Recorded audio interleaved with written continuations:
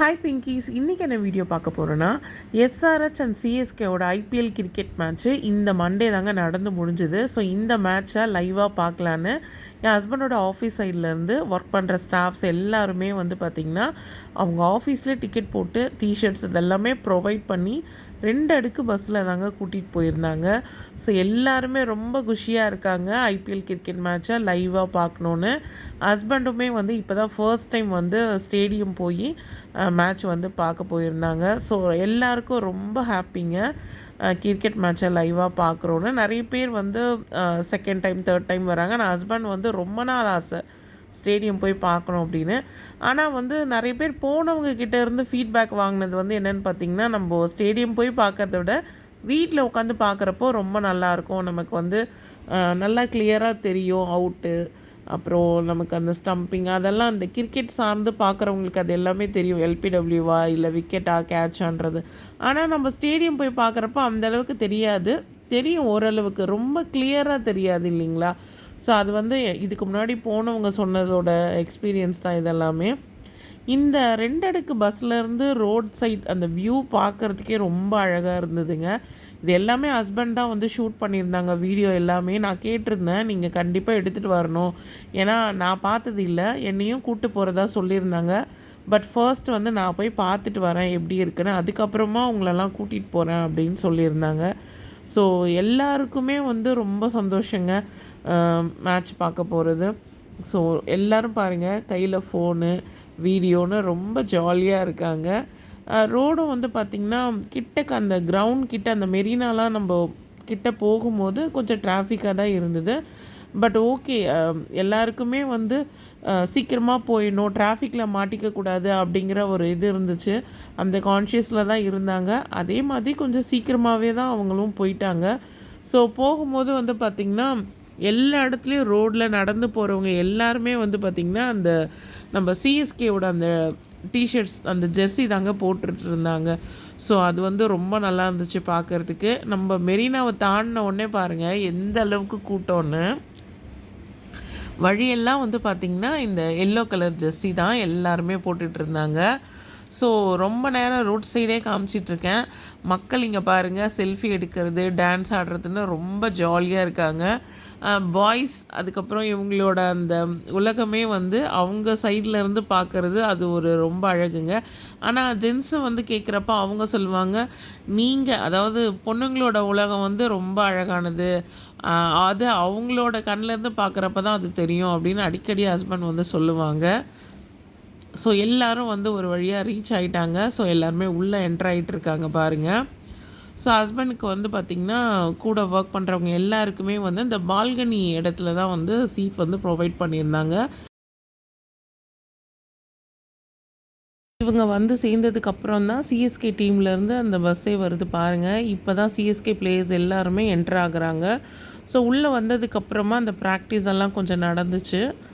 So அதுக்கப்புறம் பார்த்திங்கன்னா அங்கே கிளைமேட் எப்படி இருக்குது, ஏன்னா சம்மர் இல்லைங்களா.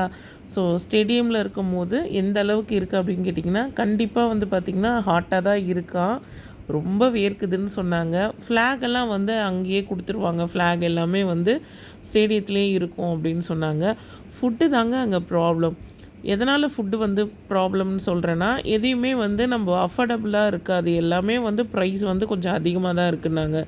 ஒரு நார்மலாக நம்ம கடையில் வாங்கக்கூடிய ஒரு கூல்ட்ரிங்க்ஸ் எல்லாம் அங்கே 100 ரூபா அப்படின்னு சொல்கிறாங்க. ஒரு காஃபி பார்த்திங்கன்னா 70 ருபீஸாக. ஒரு சின்னதாக நம்ம சிப்ஸ் பேக்கெட் சாப்பிடுவோம் பார்த்திங்களா, லேஸு பிங்கோ, அதெல்லாம் பார்த்திங்கன்னா 100 ருபீஸ்ன்னு சொல்கிறாங்களாம்.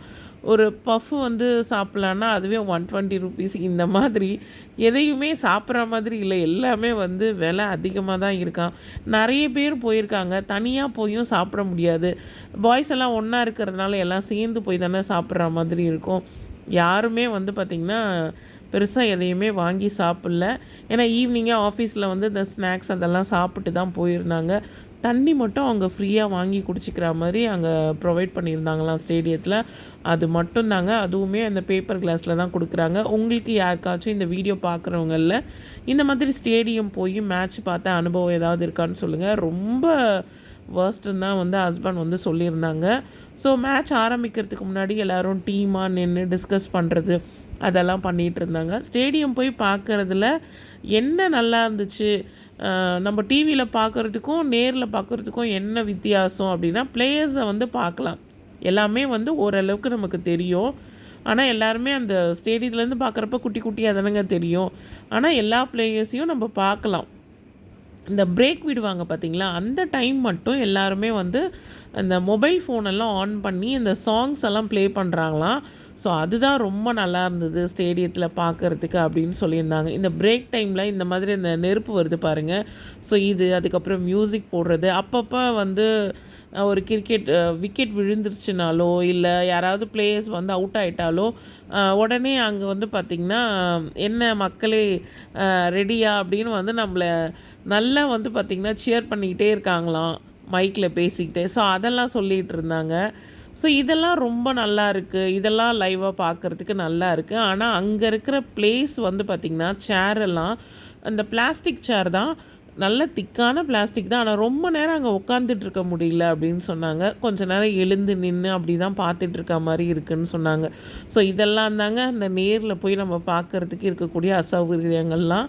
பட் இதுக்கு நம்ம நேர்லேயே போய் பார்த்துடலாம். ஏன்னா டிக்கெட் வந்து பார்த்திங்கன்னா 4000 அந்த ரேஞ்சுக்கிட்ட வருதுங்க ஒருத்தருக்கே.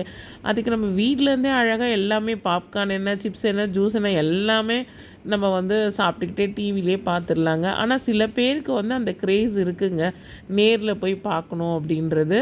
ஸோ அந்த மாதிரி தான் இருந்தது. ஆனால் ரொம்ப நல்லா இருந்துச்சுங்க அன்றைக்கி மேட்ச்சு. சிஎஸ்கே ஜெயிச்சிடும் அப்படின்னு தான் கடைசி வரைக்கும் ரொம்ப க்ரூஷியலாக வந்து மேட்ச் வந்து போயிட்டு இருந்தது. வின் பண்ணிடுவாங்கன்னு நினச்சோம். ஆனால் சிஎஸ்கே வந்து அன்றைக்கி மேட்ச் வந்து தோத்துருச்சு.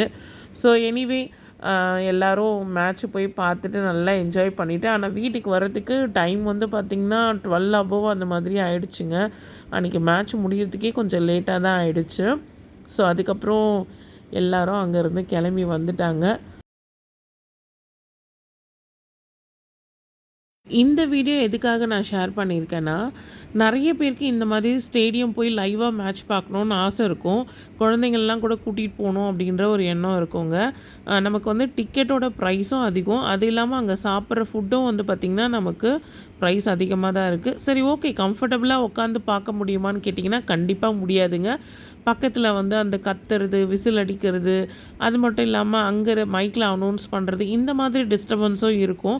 ஸோ அங்கே வந்து மேட்ச் ஆடிட்டு இருக்கும்போது அங்கே என்ன நடக்குது, விக்கெட்டா இல்லை 6 அடித்தாங்களா 4 அடித்தாங்களான்னு கூட நமக்கு தெரியாது. ஏன்னா அந்தளவுக்கு நாய்ஸ் அதிகமாக தாங்க இருக்கும்.